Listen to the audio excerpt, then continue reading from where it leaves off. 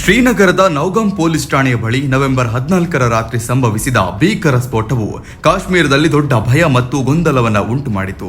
ಈ ಆಕಸ್ಮಿಕ ಸ್ಫೋಟದಲ್ಲಿ ಒಟ್ಟು 9 ಜನರು ಸಾವನ್ನಪ್ಪಿದ್ದು ಹಲವಾರು ಮಂದಿ ಗಾಯಗೊಂಡಿದ್ದಾರೆ. ಮೃತಪಟ್ಟವರಲ್ಲಿ ರಾಜ್ಯ ತನಿಖಾ ಸಂಸ್ಥೆ SIA ಅಧಿಕಾರಿಗಳು, ಕಂದಾಯ ಇಲಾಖೆ ಸಿಬ್ಬಂದಿ, ಫೋರೆನ್ಸಿಕ್ ತಂಡದ ಸದಸ್ಯರು ಮತ್ತು ಅಪರಾಧ ಶಾಖೆಯ ಫೋಟೋಗ್ರಾಫರ್ಗಳು ಸೇರಿದ್ದಾರೆ. ಅಷ್ಟಕ್ಕೂ ಅಲ್ಲಿ ಏನಾಗಿತ್ತಂದ್ರೆ, ಜಮ್ಮು ಮತ್ತು ಕಾಶ್ಮೀರ ಪೊಲೀಸ್ ಮಹಾನಿರ್ದೇಶಕ ನಳಿನ್ ಪ್ರಭಾತ್ ನೀಡಿದ ಮಾಹಿತಿಯ ಪ್ರಕಾರ ಈ ಸ್ಫೋಟವು ಭಯೋತ್ಪಾದಕ ದಾಳಿಯಲ್ಲ, ಇದು ಆಕಸ್ಮಿಕ ಹಾಗೂ ತಾಂತ್ರಿಕ ಕಾರಣಗಳಿಂದ ಸಂಭವಿಸಿದೆ.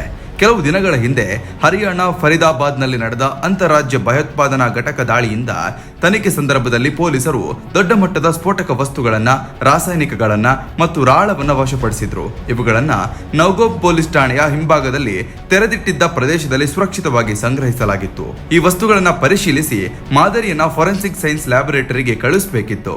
ಫೋರೆನ್ಸಿಕ್ ತಂಡವು 2 ದಿನಗಳಿಂದ ಮಾದರಿ ಸಂಗ್ರಹಣೆಯ ಕಾರ್ಯಾಚರಣೆ ನಡೆಸುತ್ತಿತ್ತು. ಆದರೆ ನವೆಂಬರ್ 14ರ ರಾತ್ರಿ ಸುಮಾರು 11:20ಕ್ಕೆ ಆ ವಸ್ತುಗಳನ್ನು ಚೆಕ್ ಮಾಡ್ತಿರುವ ಸಂದರ್ಭದಲ್ಲಿ ಸಡನ್ ಸ್ಫೋಟ ಸಂಭವಿಸಿದೆ. ಈ ಸ್ಫೋಟವು ದೊಡ್ಡ ಪ್ರಮಾಣದಲ್ಲಿ ಸಂಭವಿಸಿ ಸುತ್ತಮುತ್ತಲಿನ ಕಟ್ಟಡಗಳಿಗೂ ಹಾನಿ ಉಂಟು ಮಾಡಿದೆ. ಸ್ಫೋಟದ ನಂತರ ತಕ್ಷಣ ಪ್ರದೇಶವನ್ನು ಸಂಪೂರ್ಣವಾಗಿ ಸೀಲ್ ಮಾಡಲಾಗಿದ್ದು, ತುರ್ತು ಸೇವಾ ಸಿಬ್ಬಂದಿ, ಅಗ್ನಿಶಾಮಕ ದಳ ಮತ್ತು ಪೊಲೀಸರು ತಕ್ಷಣ ಸ್ಥಳಕ್ಕೆ ಧಾವಿಸಿದ್ದಾರೆ. ಗಾಯಗೊಂಡವರನ್ನ ಶ್ರೀನಗರದ ವಿವಿಧ ಆಸ್ಪತ್ರೆಗೆ ದಾಖಲಿಸಿ ಚಿಕಿತ್ಸೆ ನೀಡಲಾಗ್ತಿದೆ. ರಾತ್ರಿ ವೇಳೆ ಶ್ರೀನಗರ ಡೆಪ್ಯೂಟಿ ಕಮಿಷನರ್ ಅಕ್ಷಯ್ ಲೂಬ್ರು ಅವರು ಕೂಡ ಆಸ್ಪತ್ರೆಗೆ ಭೇಟಿ ನೀಡಿ ಗಾಯಾಳುಗಳ ಸ್ಥಿತಿಯನ್ನ ಪರಿಶೀಲಿಸಿದ್ರು.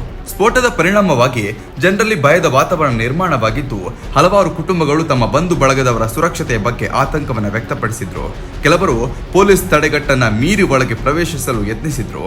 ಸ್ಥಳವನ್ನ ಸಂಪೂರ್ಣವಾಗಿ ನಿಯಂತ್ರಿತ ವಲಯವನ್ನಾಗಿ ಈಗ ಮಾಡಲಾಗಿದೆ. ಪೊಲೀಸ್ ಮಹಾನಿರ್ದೇಶಕ ನಳಿನ್ ಪ್ರಭಾತ್ ಅವರು ಈ ಸ್ಫೋಟದ ಬಗ್ಗೆ ಯಾವುದೇ ಊಹಾಪೋಹಗಳು ಅಗತ್ಯವಿಲ್ಲ, ಇದು ಪೂರ್ಣವಾಗಿ ಆಕಸ್ಮಿಕ ಘಟನೆಯಾಗಿದೆ ಎಂದು ಸ್ಪಷ್ಟವನ್ನ ಪಡಿಸಿದ್ದಾರೆ. ವಸ್ತುಗಳನ್ನು ಹೇಗೆ ಸಂಗ್ರಹಿಸಲಾಗಿತ್ತು, ಮಾದರಿ ಸಂಗ್ರಹಣೆ ವೇಳೆ ಯಾವ ದೋಷಗಳು ಸಂಭವಿಸಿತ್ತು, ಸ್ಫೋಟಕ ವಸ್ತುಗಳ ಸ್ಥಿರತೆ ಹೇಗಿತ್ತು, ಈ ಎಲ್ಲಾ ಸಂಗತಿಗಳನ್ನ ಪ್ರತ್ಯೇಕವಾಗಿ ಪರಿಶೀಲನೆ ಮಾಡಲಾಗ್ತಿದೆ. ಸ್ಫೋಟಕ ವಸ್ತುಗಳ ಪ್ರಮಾಣ ದೊಡ್ಡದಿದ್ದ ಕಾರಣ ನಿರ್ವಹಣೆಯ ಸಮಯದಲ್ಲಿ ಆದ ಸಣ್ಣ ತಪ್ಪಿನಿಂದ ಈ ಭೀಕರ ಸ್ಫೋಟವಾಗಿದೆ ಎಂದು ಹೇಳಲಾಗ್ತಿದೆ. ನೌಗಾಂ ಪೊಲೀಸ್ ಠಾಣೆಯ ಈ ಸ್ಫೋಟವು ಕಾಶ್ಮೀರ ಭದ್ರತಾ ಸಿಬ್ಬಂದಿಗೆ ದೊಡ್ಡ ಆಘಾತವಾಗಿದೆ. ತನಿಖೆಯಲ್ಲಿ ತೊಡಗಿದ್ದ ಅಧಿಕಾರಿಗಳೇ ಪ್ರಾಣ ಕಳೆದುಕೊಂಡಿರುವ ಘಟನೆ ಇನ್ನಷ್ಟು ದುಃಖಕರ. ಇದು ಭಯೋತ್ಪಾದಕ ದಾಳಿಯಲ್ಲ ಎಂಬುದರಿಂದ ಜನರಲ್ಲಿ ಸ್ವಲ್ಪ ನೆಮ್ಮದಿ ಮೂಡಿದ್ರು, ಸ್ಫೋಟಕ ವಸ್ತುಗಳ ಸುರಕ್ಷತಾ ನಿರ್ವಹಣೆ ಬಗ್ಗೆ ಹೊಸ ಪ್ರಶ್ನೆಗಳು ಉದ್ಭವಿಸಿವೆ. ಜಮ್ಮು ಮತ್ತು ಕಾಶ್ಮೀರದಲ್ಲಿ ನಡೆದಂತಹ ಈ ಒಂದು ಘಟನೆಯ ಬಗ್ಗೆ ನಿಮ್ಮ ಅಭಿಪ್ರಾಯ ಏನು? ದಯವಿಟ್ಟು ಅದನ್ನ ಕಮೆಂಟ್ ಮೂಲಕ ತಿಳಿಸಿ. ಧನ್ಯವಾದಗಳು.